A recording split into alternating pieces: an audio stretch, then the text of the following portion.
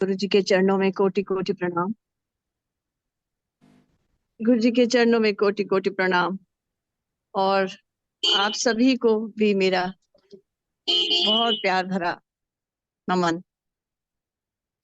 मेरा बहुत सौभाग्य है आज। और सबसे बड़ी बात तो ये हुई आज की मुझे यहाँ एक सत्संग भी अटेंड करना था जेवीटी में, और मैं उसको भी नहीं छोड़ना चाह रही थी, और इस वाले इनवाइट को भी नहीं छोड़ना चाह रही थी। इतनी मुश्किल से मुझे गुरु जी की महिमा गाने का मौका मिल रहा है, तो मैंने सोचा कि जाती हूँ। यहाँ कुछ डिस्टरबेंस होगी तो प्लीज माइंड ना करें, कुछ गाड़ियां चल रही है। मैं थोड़ा सा दूर आके बैठ गई हूँ जहाँ सत्संग हो रहा है उधर से। और आरती भी गुरुजी ने अभी मुझे भी पहले ही चांस मिला और आरती भी हो गई। जोशी अंकल उधर सत्संग कर रहे हैं और मैं इधर आके मैं सत्संग करने लगी हूँ, तो प्लीज क्षमा करें। और मैं ये कह रही थी कि इतना भाग्य होता है हम लोगों का। ऐसा परिवार गुरुजी बना गए हैं कि हम किसी को एक दूसरे को जानते भी नहीं, एक दूसरे को देखा नहीं, सिर्फ गुरु परिवार है, कहाँ संगत है, कहाँ क्या है। और जब मौका मिले तब दिल करता है बस गुरु जी की महिमा गाओ। और इतने प्यारे प्यारे हमारे साथी जोड़े हुए हैं गुरु जी ने परिवार में, वो देख के ही मन मैं क्या कहूँ। अब मैं सोच रही थी, मेरा सत्संग पता नहीं, अभी मैं पहली बार आपकी प्लेटफॉर्म में कर रही हूँ। चाहे जो भी है गुरुजी जितने बार भी जो भी सत्संग करवाते हैं वो तो सुनने और बोलने का उसमें सभी को ब्लेसिंग्स होती है, आपको भी और सुनाने वाले को भी और सुनने वाले को भी, चाहे कितनी ही बार कोई सत्संग दोहरा दिया जाए। एक चटर्जी अंकल होते थे, गुरुजी हमेशा उनको खड़ा कर देते थे, और हमको उनका सत्संग पूरा ऐसे रट गया था जैसे हमारा ही सत्संग हो। और तो ऐसे होता है कि कितनी बार ही कोई सत्संग हो जाए तो सोचना चाहिए कि ये गुरुजी का ही कुछ आदेश है। और उसमें हर सत्संग में हर एक को अपने अपने हर बार अलग अलग आंसर्स मिल जाते हैं। तो मैं मेरे ख्याल से अपना सत्संग शुरू करती हूँ। मैं गुरु जी की शरण में इस जन्म में, हम 94 में जालंधर में जब गुरु जी थे तब आए थे। गुरु जी जो है वो जालंधर में होते थे उस टाइम, और मेरे हस्बैंड जो है वो वहां पे आर्मी में थे, वो यूनिट कमांड कर रहे थे जालंधर में। हम लोग जब वहां पहुंचे तो वो पहुंचने का भी एक बड़ा अजीब ही कहानी है कि एक गुरु इनके कोई दोस्त थे कर्नल नायडू, वो गुरु जी के यहाँ आए पूछते हुए कि भाई हैं कि नहीं, और अपना जो भी उनकी प्रॉब्लम थी वो बताई। हमसे भी कहा गुरु जी ने उन्होंने कि आप भी चलिए, पर हमारा उस समय समय नहीं था। और मेरे हस्बैंड ने कहा नहीं, मैं बाबा बाबा किसी ऐसे लोगों के ऐसे जाता नहीं हूँ किसी के पास। वो हमारा टाइम निकल गया। और जब कुछ ऐसी प्रॉब्लम आई इनको, मेरे हस्बैंड को, तो गुरुजी की वो डोरी जो थी उन्होंने अपनी तरफ खींची थी, और उनको एकदम गुरुजी की याद आई, और गुरुजी ने हमें अपने पास बुला लिया। ये तो जाते रहे 3-4 दिन, लेकिन मैं नहीं जाती थी, मुझे पता भी नहीं था ये कहाँ गुरुजी के यहाँ जा रहे हैं, किसके यहाँ जा रहे हैं। गुरुजी ने ही एक दिन बोला कि आंटी को भी लाना। गुरुजी जो है आंटी और अंकल कहा करते थे, लेडीज को आंटी, चाहे कोई छोटी हो या बड़ी, और सारे जेंट्स जितने भी होते थे उनको अंकल। ये चीज हमें तो पता नहीं थी उस समय, लेकिन जो भी था वो आंटी को लाना बोला तो मैं भी गई। और मैं जब वहां पे पहुंची हूँ तो मैंने अपने भगवान को, अपने शिव जी को, जो कि हम अब समझते हैं, उस समय तो हम इतने मूर्ख थे कि पता ही नहीं था, इतने चरणों में बैठ के इतनी इतनी लिबर्टी उनके साथ ली हमने, फिर भी हमें पता नहीं चला कि गुरुजी कौन है। और गुरुजी उस समय अपने ही छोटे से बरमुंडा और अंडरशर्ट में कारपेट पे बैठे हुए थे। और गुरुजी ने मुझे, जैसे ही मैं पहुंची तो गुरुजी ने मुझे चरण दबाने के लिए कहा इशारे से, और मैं गुरुजी के चरण दबाने लगी। चरण दबाते हुए गुरुजी ने मेरी अंगूठी की तरफ इशारा करके बोला कि इसमें क्या लिखा है। उसमें मेरे हस्बैंड का नाम, जो कि गौरी शंकर है, मेरे हस्बैंड का घर का नाम गौरी शंकर उनको बोलते थे, तो वो लिखा हुआ है। गुरुजी ने बोला इसमें क्या लिखा है? मैंने बोला, मैंने बताया उनको, और मैं उनको अपनी किस तरह से उनका जन्म हुआ था, किस कैसे मेरे सास ससुर ने इतनी शिव जी की पूजा करने के बाद पुत्र पाया था, और ये सब अपने मन में सोच रही हूँ कि मैं इनको बताऊं, क्योंकि मुझे तो पता नहीं था कि ये महाशिव हैं। तो मैं अपनी सोचने लगी कि मैं बताती हूँ गुरुजी को कि मेरे सास ससुर बहुत शिव भक्त थे, और शिव जी की कृपा से उनका जन्म हुआ, इसीलिए उनका नाम गौरी शंकर रखा। ये सब मैं सोच रही थी मन में। तो गुरुजी ने मुझसे, मेरे कहने से या बोलने से पहले ही मुझसे बोला कि हाँ, ऐसे कि जैसे हाँ हाँ मुझे पता है, मैं ही तो दिखता है। तो उन्होंने कहा कि मैं ही तो दिखता है। अब उस समय पंजाबी भी इतनी नहीं आती थी, लेकिन कुछ तो समझ में आया। तो सब लोग भी हंसने लगे, मुस्कुरा, जो ऐसे वो हंस के बाल टल गई। बहुत समय बीत गया, तब गुरुजी ने मेरे दिमाग में डाला कि मैंने क्यों कहा वो शब्द, मैंने क्यों बोला वो। और वो लेकिन अपनी समाधि के बाद ही मुझे उन्होंने ये चीज प्रकट होने दी कि गुरुजी ही शिव महाशिव हैं। उन्हीं की कृपा से मेरे पति का जन्म हुआ था। तो मैं सबसे पहले तो अपने को इतना ब्लेस मानती हूँ कि गुरुजी ने मुझे पहले ही अपने जो उनके जो उनका जो प्रसाद है वो मुझे पहले ही दे दिया था। तो मेरी हम लोग बस तब से गुरुजी के चरणों में आए बैठे, और फिर तो कहीं जाने का तो सवाल ही नहीं। आए, रोज आना जाना, हमेशा वही हमारा नियम हो गया। और हम रोज गुरुजी के यहाँ चले जाते थे शाम को। एक जैसे चुंबक खींचता है गुरुजी, उसी तरह हमें अपनी तरफ खींच लेते थे। रोज जैसे ही कुछ भी बिना सोचे समझे, और हम लोग शाम को उधर की तरफ चल पड़ते थे, और रोज लंगर खा के आते थे। वहां क्या होता था, बहुत कम संगत होती थी, और 9 बजे सुबह से दरबार खुल जाता था।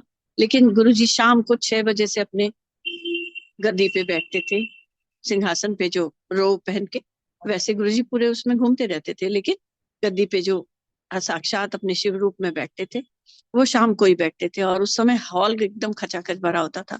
सब गांव के लोग, कहीं के भी सब लोग उसी समय आते थे, क्योंकि गुरु जी उस समय अमृत दिया करते थे।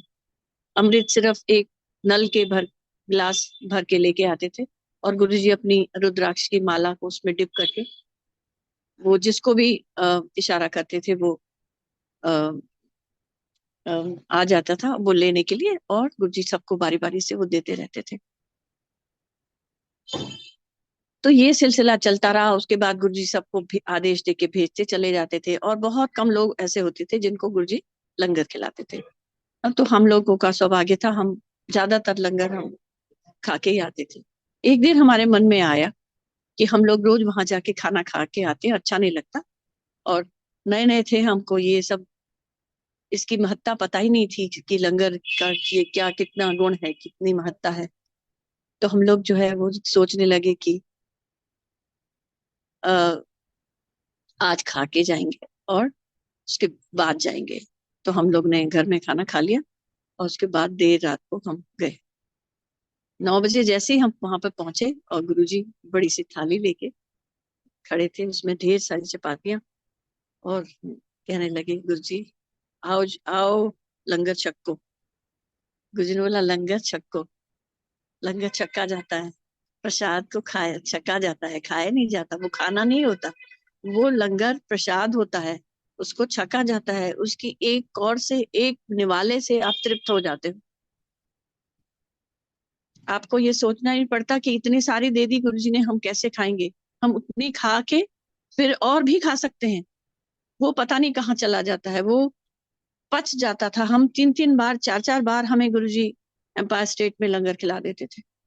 एक तो नॉर्मल संगत के साथ, उसके बाद जो बैठे रहते हैं थोड़े, उसके बाद फिर थोड़ी चटनी हुई, फिर और लंगर पे आ, और लंगर पे आ।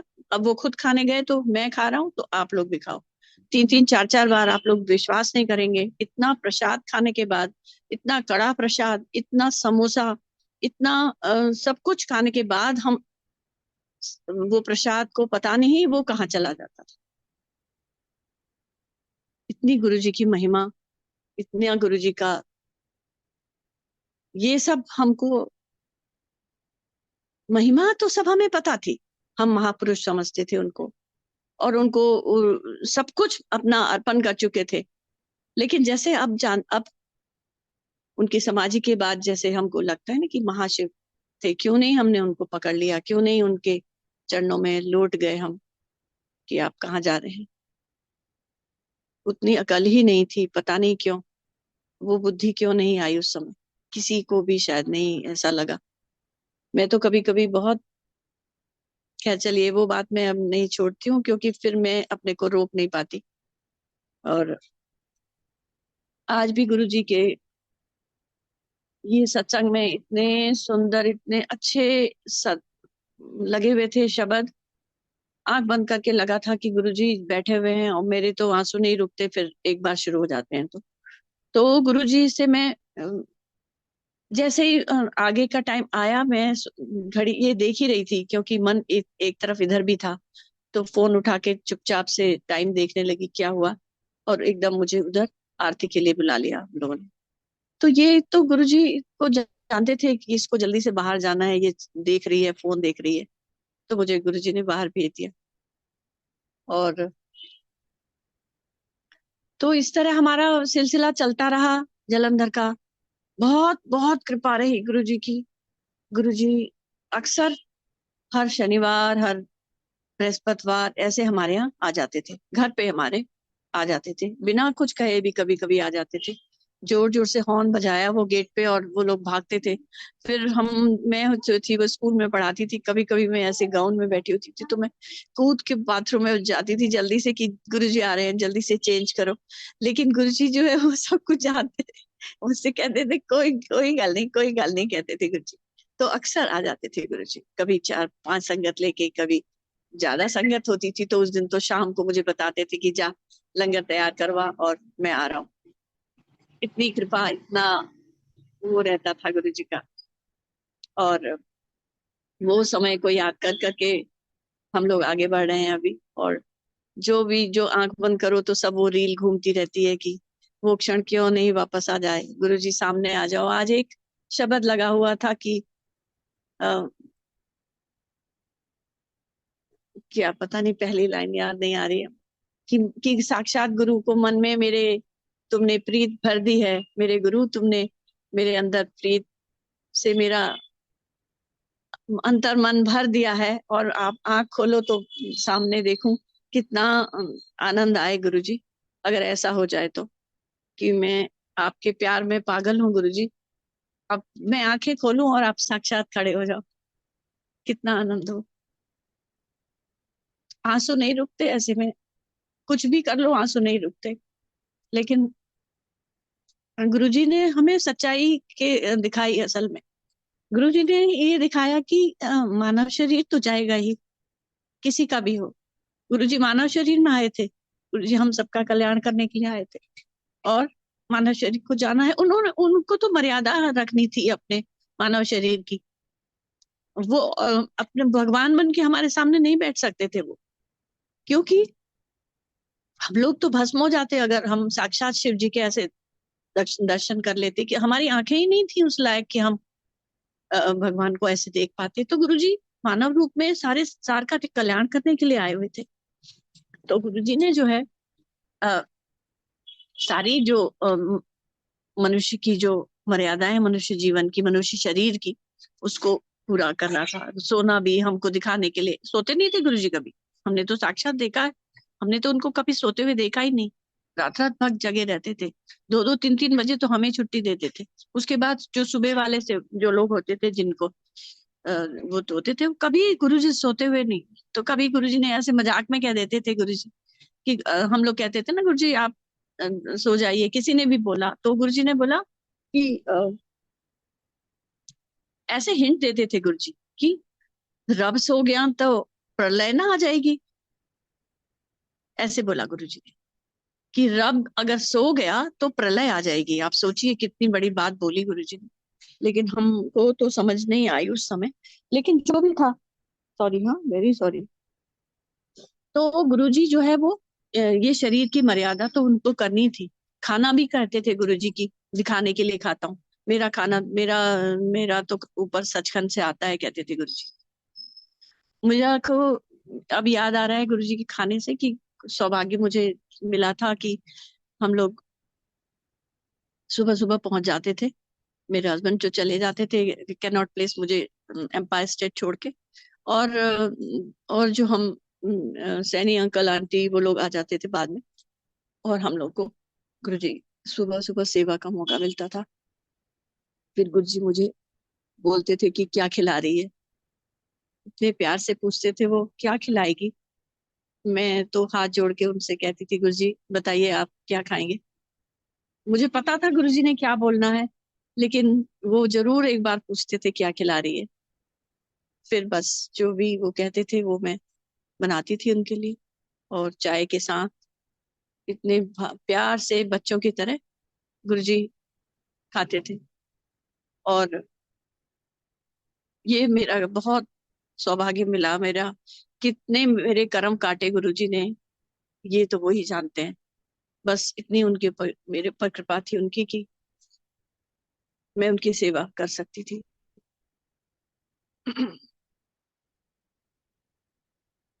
और बस इसी तरह हम लोग फिर लंगर बनाने चले जाते थे। फिर गुरुजी से हम पूछते थे गुरुजी क्या बनाएंगे, तो गुरुजी कभी कभी तो बता देते थे, कभी कुछ नहीं बोलते थे। फिर हम लोग लंगर बना के शाम को जब आते थे, तो एक दिन हमने पूछा गुरुजी से, गुरुजी आपके लिए हम थोड़ा सा लंगर अलग से निकाल के ले आए, पहले निकाल लें और फिर यहाँ पे ले आए, और फिर उसको संगत में बता दें। तो गुरुजी ने पता है क्या कहा, गुरुजी ने बोला कि कमलियो, जो तुहानू खिलांदा है उन्हों तुम क्या खिलाओगे, पंजाबी में कहा गुरुजी ने, मेरे को ठीक से बोलना नहीं आ रहा। गुरुजी ने कहा कि जो संसार को खिला रहा है, जो सारे जगत को खिला रहा है, उसको तुम क्या खिलाओगे। तो मेरा, अब हम मेरा ऐसे मानना होता है कि भाव चाहिए। गुरुजी को हम भोग लगाते हैं या कुछ भी अर्पित करते हैं, हम सोचते हैं गुरुजी भी खाएं, तो वो सिर्फ अपना भाव, हम उनका उनका उतना दिया हुआ है, गुरुजी ने सब भगवान का ही, उन्हीं का तो दिया हुआ है। हम उसमें से दे के उन्हीं से ही बोलेंगे हम दे रहे हैं आपको, ये तो नहीं हो सकता ना। हाँ, लेकिन अपना ग्रेटिट्यूड, अपना उनको उनको अपनी अपने मन की जो हमारी तृप्ति हो जाती है उनको थोड़ा सा अर्पित करके, वो हम कर सकते हैं। लेकिन हम दाता हमको देता है, हम उस दाता को क्या खिलाएंगे, आप खुद ही सोचिए। ये चीजें गुरुजी ने हमें, छोटी छोटी बातें गुरुजी ने अपने, छोटी छोटी बातें कह के हमको इतनी बड़ी सीख दी। और और गुरुजी कहते थे कि चंगा बंदा बनो, सब किसी का बुरा मत करो, भला नहीं कर सकते तो बुरा बिल्कुल मत करो, ऐसा कहते थे गुरुजी। और कहते थे अपना भांडा साफ रखो। ये सबसे बड़ी बात गुरुजी ने कही, जो जो हमको पकड़ लेनी चाहिए। गुरुजी के अभी जो अंकल सत्संग कर रहे थे, तो कह रहे थे गुरु के आदेश का पालन। आदेश क्या, जो गुरुजी ने ये छोटी छोटी सीखें हमको दी। गुरुजी ने बोला, नल मन चंगा तो नल का पानी भी गंगा, था भटकने की जरूरत नहीं है, कहते थे गुरुजी। एक थाम में रहो, एक गुरु को पकड़ो, एक जगह जाओ, सब लोग एक हैं। हम सब जानते हैं कि ईश्वर एक है, शक्ति एक है, फिर भी हम भटकते हैं ना। कहीं किसी ने कुछ कहा, चलो वहीं चल दिए, अब हमारा काम नहीं बन रहा, छोड़ो इन गुरु को, दूसरों के किसी के पास चले गए। ये मन को एकाग्र करने की बहुत बहुत जरूरत है इस कलयुग में। शिव पुराण पढ़ने के लिए क्यों कहा गुरुजी ने, क्योंकि हम सब जो कलयुगी जीव हैं, उतने हमें तो गुरुजी ने रिचुअल से निकाल दिया। इतने रिचुअल्स, क्योंकि हमें, मुझे ऐसा लगता है हमें कि वो हम रिचुअल्स में अगर फंसे तो हम उधर भगवान को भूल जाते हैं। हम अपने ही चक्रों में फंसे रखते हैं, ये इकट्ठा कर लो, ये इकट्ठा कर लो, ये नहीं किया तो ये हो जाएगा, ये नहीं किया तो ये हो जाएगा। वो भूलेखों से गुरुजी ने हमें दूर किया, भूलेखों से दूर किया, रिचुअल्स से अलग किया। लेकिन कहा कि तुम शिव पुराण पढ़ो। क्यों? क्योंकि उसमें जो लिखा है वो, गुरुजी ने कभी नहीं कहा उसको फॉलो करो, तुम उसको पढ़ो, समझो भी नहीं कहा गुरुजी ने। तो मैंने एक बार कहा उनसे, गुरुजी मेरे तो सिर के ऊपर से निकल जाती, समझ ही में नहीं आता। तो गुरुजी ने कहा तेनू किन्ने कहा है पढ़ने दे, मैं हूं ना, ऐसे बोला गुरुजी। क्या मतलब था उसका मुझे नहीं मालूम, लेकिन अब मैं अभी मैं शिव पुराण पढ़ती हूँ और उसमें लगता है कि सब कुछ गुरुजी के बारे में लिखा हुआ है। हर एक चीज जो गुरुजी ने हमें हमसे कही, जो छोटे छोटे वाक्यों में गुरुजी कहते थे, वो सब उसमें लिखा है। भांडा साफ करने की बात लिखी है। देखिए, निस्वार्थ भाव से जो हम करते हैं वो भांडा साफ होगा तभी करेंगे ना। और गुरुजी कहते थे मैं कहीं भटकने की जरूरत नहीं है, मैं तो रब तो तुम्हारे अंदर बैठा है, रब तो तुम्हारे अंदर बैठा है, कहते थे। अंदर अगर आपका साफ नहीं होगा तो भगवान कैसे बैठेंगे उसमें। आप कहीं भी सत्संग करते हैं या अपने घर में करते हैं या बाहर कहीं करते हैं, तो पहले सफाइयां करते हैं, सुंदर आसन सजाते हैं, उसमें गुरु जी को बिठाते हैं ना। और आपके जब अंदर मन में भगवान है और आपका अंदर ही साफ नहीं होगा तो वहां कैसे बैठेंगे भगवान। तो सबसे पहला सबक तो यही है ना कि आप अपने अंदर को साफ करिए, अपना भांडा साफ करिए। भांडा साफ करने का मतलब ही ये था गुरु जी का। दूसरे का भांडे को मत देखो, दूसरे की खोट निकालते रहते हैं, वो तो ऐसा करता है, वो तो ऐसा करता है, उसका काम तो हो गया, हमारा तो नहीं हुआ। तुम अपने पाप देखो, तुम अपना, तुमने क्या कर्म किए हैं वो देखो। तुम दूसरे के भांडे को मत देखो, तुम अपना भांडा साफ करो, फिर देखो संसार में कितनी खुशी है, कितना गुरु जी का नूर ही नूर देखने को मिलेगा। मैं तो बिल्कुल, मैं तो बहुत ही पापी, बहुत सूक्ष्म, बहुत ही नीचे गिरी हुई इंसान हूँ। मुझे गुरुजी ने अपने चरणों में जगह दी, इतने मेरे पाप काटे गुरुजी ने। चरणों में जगह भी गुरुजी उसी को देते हैं जो पापी होता है। क्यों? क्योंकि उसके पाप काटने होते हैं गुरुजी को। मुझे गुरुजी ने अपने बहुत करीब रखा, बहुत चरणों में बिठाया, हमेशा सेवा दी। इतने मेरे पाप काटे गुरुजी ने। मैं कभी कभी सोचती हूँ कुछ एक तो पुण्य किया होगा शायद मैंने, तभी गुरुजी मिले, नहीं तो मिलना भी मुश्किल होता गुरुजी का। अगल बगल में कोई रहता वो ही नहीं पहुंच पाता गुरु जी के यहाँ। ये साक्षात हमने देखा है कि अगर कोई बगल में भी रहता है, अगर गुरु जी का बुलावा नहीं है तो वो नहीं पहुंच पाता। मैं आपको एक सत्संग सुनाती हूँ। मेरे जेठ जी, मेरे कजिन जेठ जी, अब तो वो नहीं है इस दुनिया में।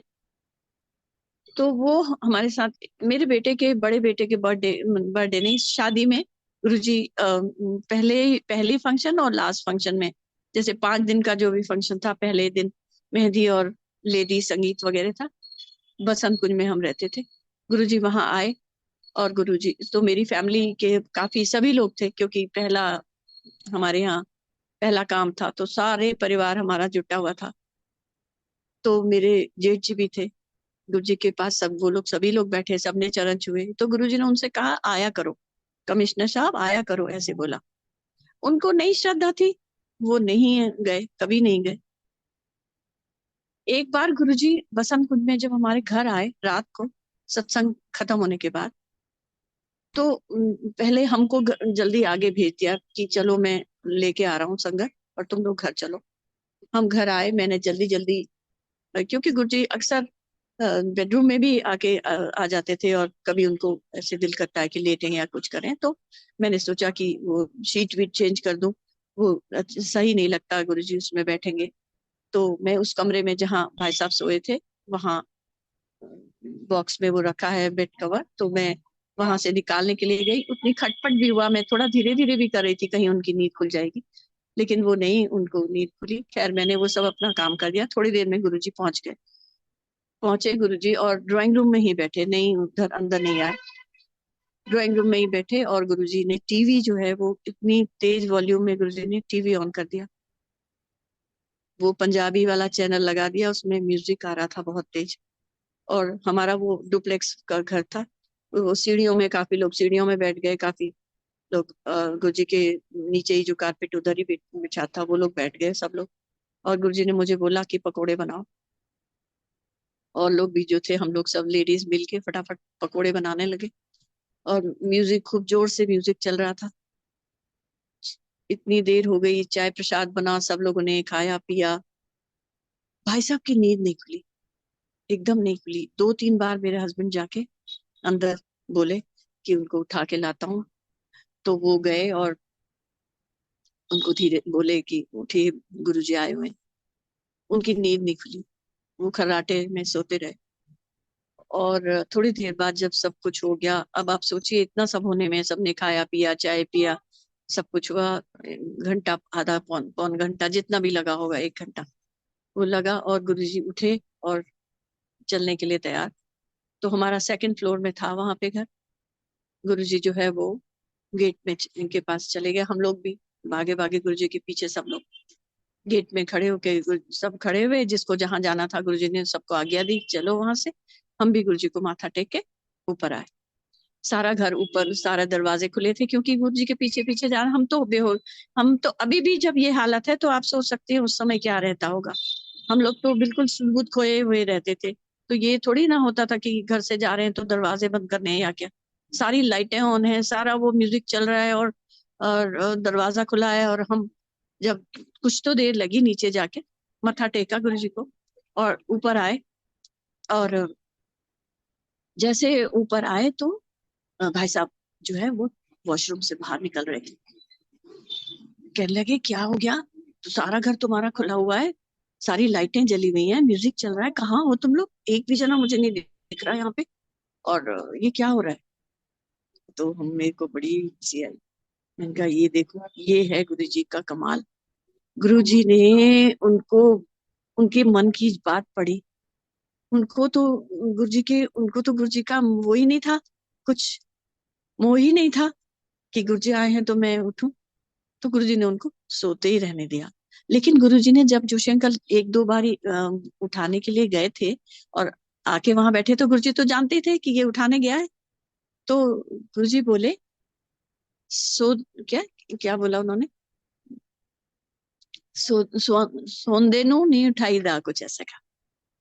सोंदेनु नहीं उठाई दा, दो मतलब हो गए इसके, कि जो जो वो वैसी निद्रा में सोया है, जिसको जिसको अकल नहीं है, जिसको गुरु चरणों में नहीं आना है, उसको सोते ही रहने दो। जब इतने बार कह के, जब गुरु का वचन जिसने पालन नहीं किया हमारे से, तो उन्होंने कहा उनको सोने ही दो, सोते दो, नहीं उठाई दा, ऐसा कहा कुछ ने। तो ये सीख गुरुजी हमको दे के गए, है ना। और भुलेखे तो गुरुजी ने सब दूर किए, छोटे छोटे भुलेखे जो हम लोग अपने मन में यहाँ भंबड़ भूसा भरा रहता है, वो सब गुरुजी ने दूर कर दिया। हम लोग तो इतने ज्यादा रिचुअल्स हमारे फैमिली में, तो मेरे अनलॉज के यहाँ तो इतना ज्यादा हम लोग फंसे हुए थे कि मत पूछो। इतने पूजा पाठ, इतनी सब कुछ, पूजा पाठ भी में एक दूसरे तरह का रिचुअल होता है वो भी, और सब भंबर भूसे में ही फंसे हुए थे। तो गुरुजी ने तो हमारा तो क्षण भर में ही निकाल दिया, हम दोनों का। मतलब मेरे को भी, जो मैं इतनी मतलब मेरा हस्बैंड तो फिर भी फौजी है, तो वो तो एकदम जो भी गुरुजी ने कहा छट से हाँ बस सब चाहिए। मैं शायद मेरा सत्संग ये सुना भी होगा सब लोगों ने कि मैं शुक्रवार का हम लोग व्रत करते थे, और जब हम गुरुजी के यहाँ पहुंचे तो एक बार मैरिज एनिवर्सरी थी, तो हमने सोचा आज रात को नहीं जाएंगे, उधर प्याज लहसुन वाला लंगर होता है, खट्टा होगा, ये होगा वो होगा, और हम लोग उसमें दिन के टाइम पे जाके आ गए, गुरु जी का आशीर्वाद ले लेंगे और गुरु जी के चरण छू के आ जाएंगे। अपने लिए हम लोग सियाणपा दिखा रहे थे ना, सियाणपा जो है वो सबसे खराब चीज है। गुरु को और सियाणपा दिखाएं, कितनी भारी गलती है। तो हम लोग सियाणपा दिखा रहे थे, हम सोचे गुरु जी को क्या पता है।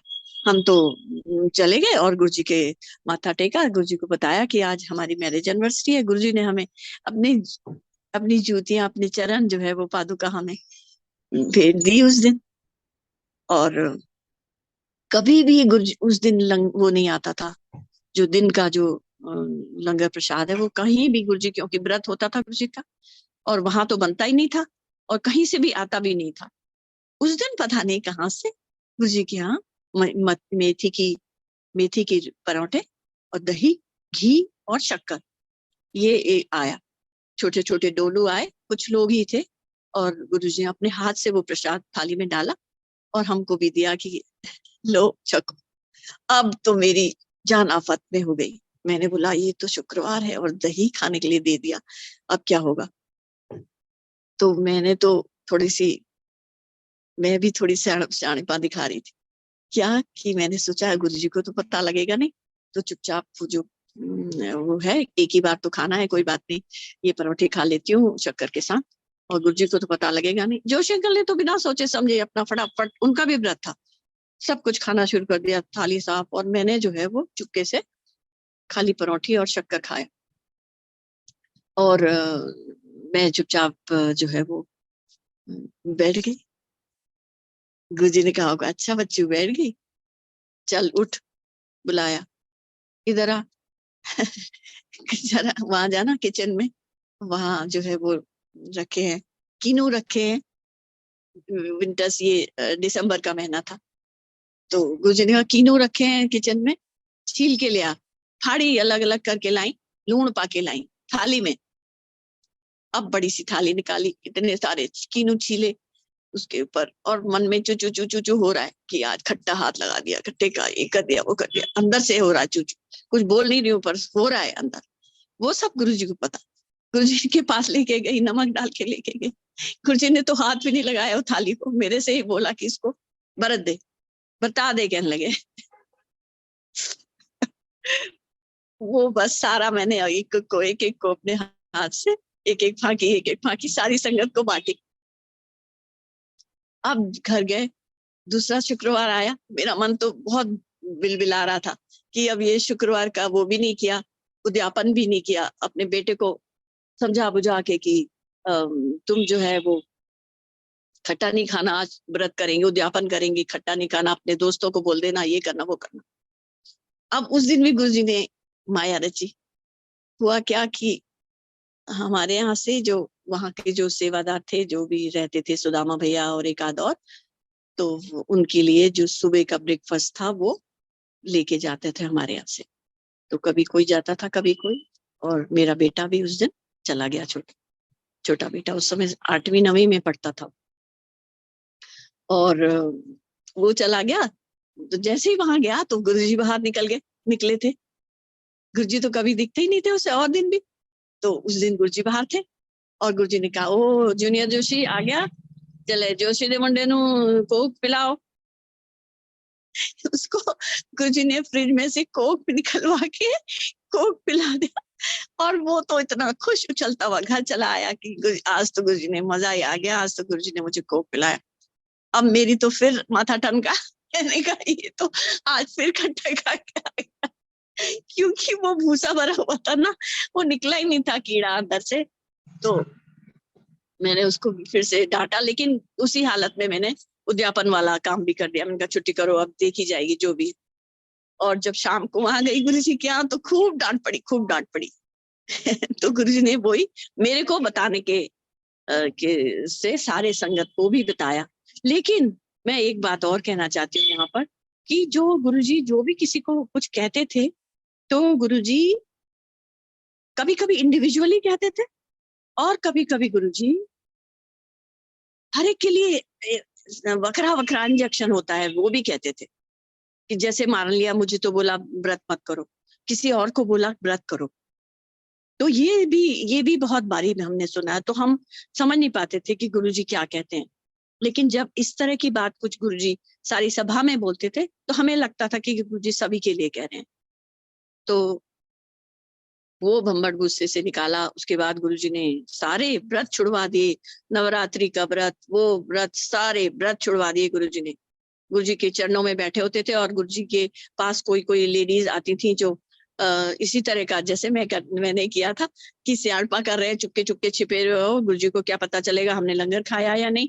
उसी को बुलवाते थे गुरुजी, वो ऊपर बैठी है, उन्होंने बुला के ला, लंगर खाया था, लंगर खाता, लंगर खाता, लंगर खिला देंगे गुरुजी, तो कर लो व्रत, करो क्या करोगे। गुरुजी का माँ कहना ये था कि तुम व्रत करो, लेकिन किस चीज का व्रत करो? अपनी अपने खराब बातों को, अपने बुराइयों को हटाने का व्रत करो, और अच्छा इंसान बनने का व्रत करो।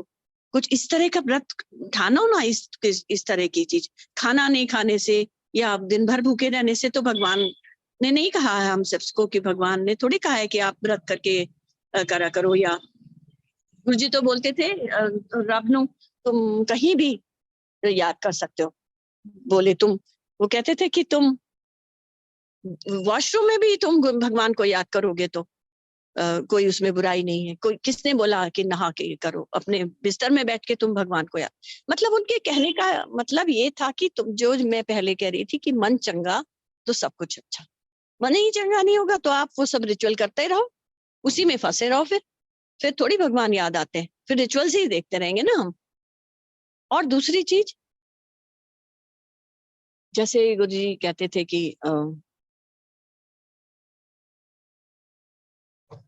मैं भूल गई वो बात बोलना,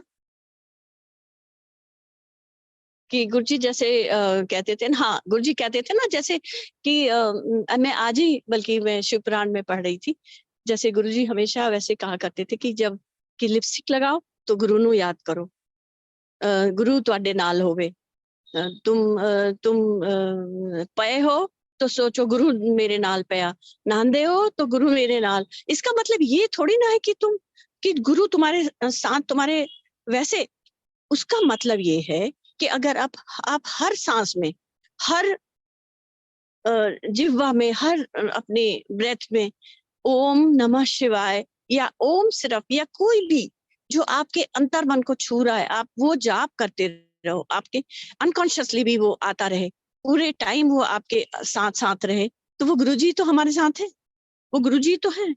जब हम हर हर पल हर क्षण एक गुरुजी के दिए हुए मंत्र को अपने अंग संग रखेंगे, अपने सांसों में रखेंगे, तो गुरु ही तो है हमारे साथ।